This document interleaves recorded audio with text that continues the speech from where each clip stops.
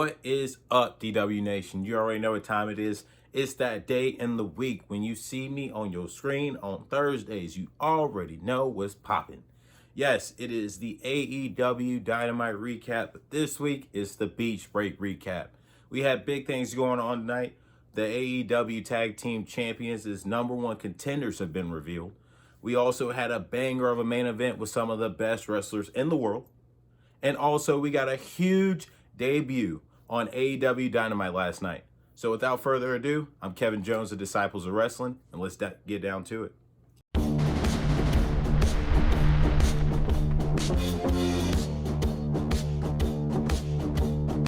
So starting off, we get straight to the action, where we see the AEW Tag Team Battle Royal to determine the #1 contenders for the Young Bucks' tag team titles.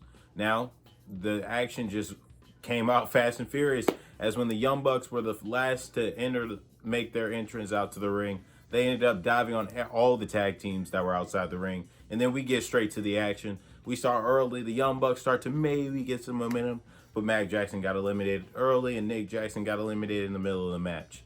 Yeah, it was something. We also saw big things happen where Nick Jackson got eliminated because of the Good Brothers. Yes, the Good Brothers came out. They wanted to see a closer look. They saw that Private Party was starting to get some momentum going, so they helped out a little bit with eliminating them. And then Nick wasn't exactly the most happiest, so as he's confronting the Good Brothers, we see him get eliminated. That was the elimination in the middle of the match. So, and also we saw Luchasaurus clean house for the most part, but eventually, of course, he got taken out too, where Jungle Boy was the only remaining member to defend their tag team. We also saw the Inner Circle run the ring. Yes, the Inner Circle had 6 members of their faction in the ring to really run the whole thing. And based off of the numbers, they're odds-on favorites, right? The only other team that had almost close to their numbers was the Dark Order with 4 people. Now, we saw Jake Hager get eliminated first, as the Dark Order was the ones that took him out. Then we see Santana and Ortiz get taken out by Nick Jackson. Then we're down to Sammy Guevara, MJF, and Chris Jericho, where Sammy Guevara gets eliminated as he was a part of the Final 6 by Chris Jericho himself. It was an accident, though. Look at it. And then we also see MJF gets eliminated by one of the members of Top Flight, Dante. And, of course, the Final 6 ended up being MJF, Chris Jericho, Sammy Guevara, and Dante from Top Flight, 1 member of the Acclaim, and also Jungle Boy Jack Perry. Jungle Boy ended up being the first out of the 6 to get eliminated. And then we end up seeing the final 2 being Dante from Top Flight and Chris Jericho of the Inner Circle, where Dante's looking to get some momentum going, as he already has 2 of the last 6 eliminations down under his belt. He goes to hit a springboard on Chris Jericho, and little did he know, Jericho had a counter for him with the Judas effect that takes him out.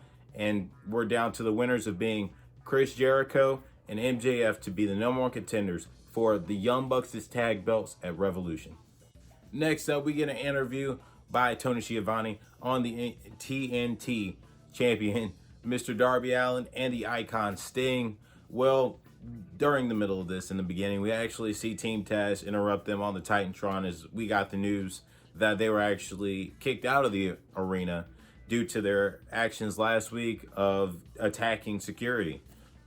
Makes sense, doesn't really make a lot of sense that y'all are complaining, but, it's whatever.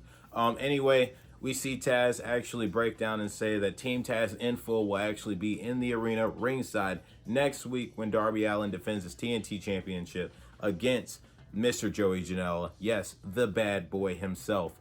And we saw Ricky Starks actually get a point of this, where he actually talks about, he says Sting isn't the man that he used to be anymore, and he's not intimidated by him.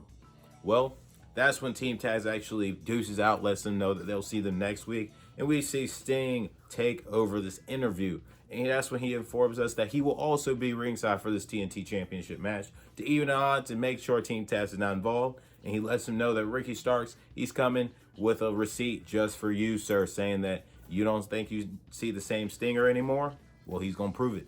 So our next match is Miss Thunder Rosa versus Dr. Britt Baker, DMD. As we know, they got beef. So, of course, they start off a lot and very, very aggressive. It was very technical to start off too. Very, very even exchange by these two.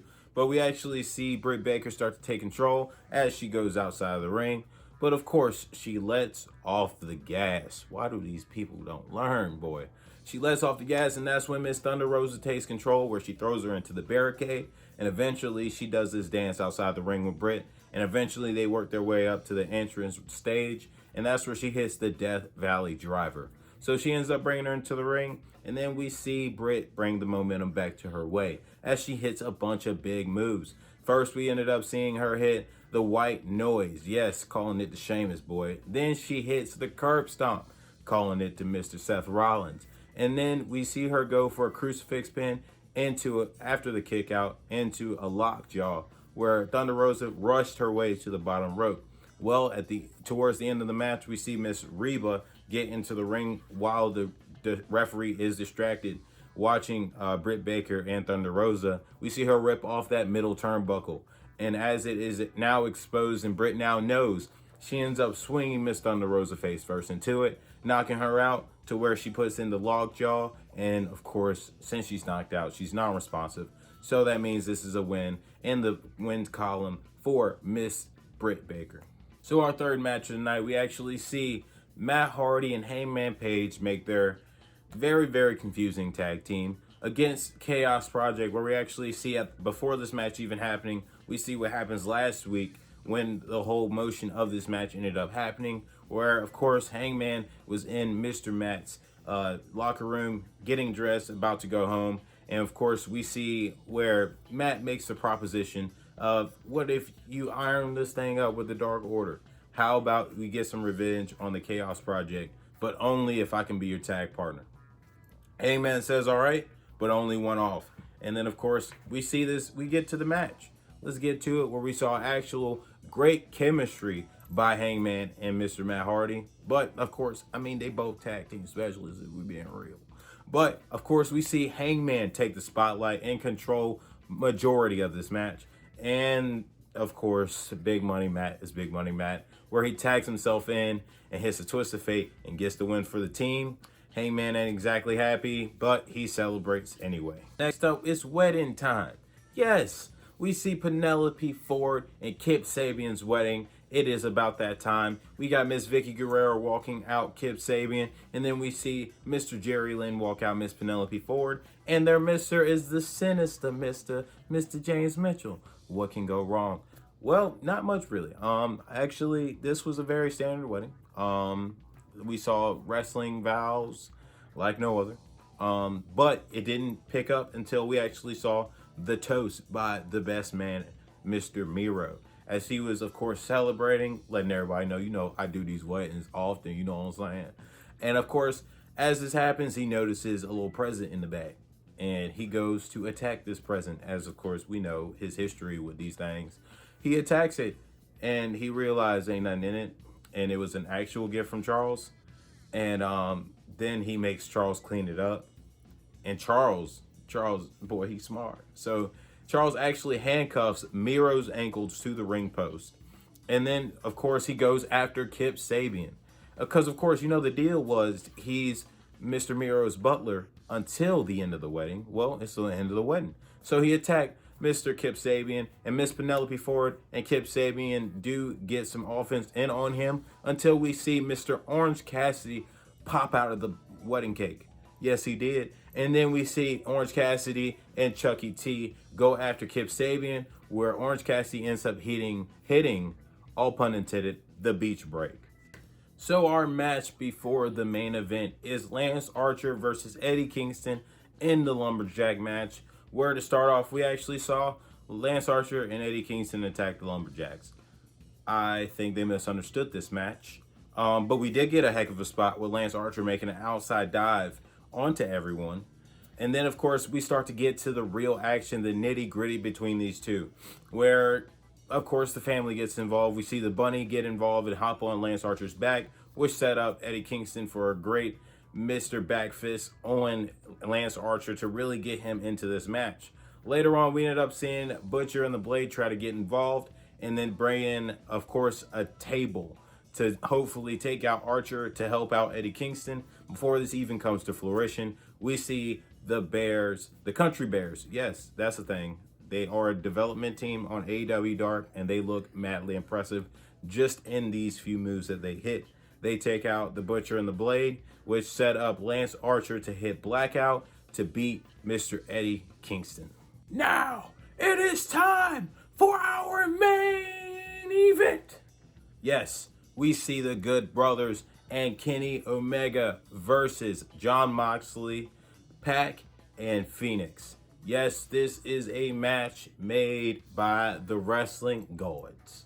Yes, where we start off seeing actually them go face to face, where we see Carl Anderson against Pac, and then of course we see Jon Moxley against Doc Gallows, where of course Mox and Pac get the favorite in this exchange. Now we see actually Pac gets 0 out by Omega and the Good Brothers, and to where Pac just hits the most beautiful rolling German suplex ever, and then he hot tags Mr. Jon Moxley, and Mr. Jon Moxley just runs wild. Now of course Kenny brings the starts to switch back the tide to the other team, where he hits the most beautiful V-trigger. And then, of course, we see a stereo. Yes, a stereo moonsault from Pac and Rey Fenix. Yes. But after this V-trigger from Mr. Kenny Omega to Pac, we see Pac end up Irish whipping Kenny into the corner, where we see beautiful teamwork from this team, where we see first Rey Fenix hit a springboard heel kick. Then we see Jon Moxley hit a corner splash, leading up to him guiding Mr. Omega to Mr. Rey Fenix's roundhouse kick, to where Jon Moxley hits a German suplex, to where Pac hits a deadlift German for just a near fall. But it was phenomenal work. We end up seeing a strike fest between Jon Moxley and Kenny Omega, and then everything breaks loose. But the star in this was Rey Fenix, as he just takes over the match and shows everybody why he's the best high flyer in all of pro wrestling. But eventually we end up seeing the team with the most experience kick in, as the Good Brothers hit the Magic Killer to pin Rey Fenix for the win. Now after the match, of course, Kenny and his band of brothers want to, of course, create more havoc, so they go to start taking out these three guys actually, and then we see the Murder Hawk monster Lance Archer come out and clean house. Yeah, he did it. And then we see we're down to 2 people in the ring, Kenny Omega and Jon Moxley. And as Jon Moxley's getting up to lick his chops to go after Kenny Omega, we see a mystery person masked up go after Mr. Jon Moxley. And this person takes off his mask, his hat, and takes off his hoodie, to where we see Kenta of the Bullet Club. And Kenta of the Bullet Club hits to go to sleep, and then of course we go to the end of the show. Now, we have been revealed that at the end of the show, we saw Kenny Omega and Kenta. Actually, we saw Kenny approach Kenta, and of course go for the 2 sweet, and then of course Kenta lets him know that he's not aligned with Kenny. He's actually just here for John and the IWGP U.S. Heavyweight Championship. But next week, it's now official. We will see a falls count, anything goes from these 4 guys actually, where we see Kenta and Kenny Omega versus Jon Moxley and the Murder Hawk monster Lance Archer. This is going to be something, and I can't wait. Now, ladies and gents, that was my recap of AEW's Beach Break. I definitely tell you guys, definitely check out the show if you can. Especially if anything, definitely watch the main event. The main event was just a beauty to watch. But until next time, of course, if you guys like the video, definitely don't forget to hit that thumbs up button. If you guys want to keep up with the content, definitely hit that subscribe button down there. And if you want to just let your friends know about what we do, since we're just, coming on up, you know what I'm saying? Hit that share button down there. And don't be afraid to leave comments down below and let us know what you guys think of the content that we got putting out. But until next time, I'm Kevin Jones, the Disciples of Wrestling, and that's wrestling.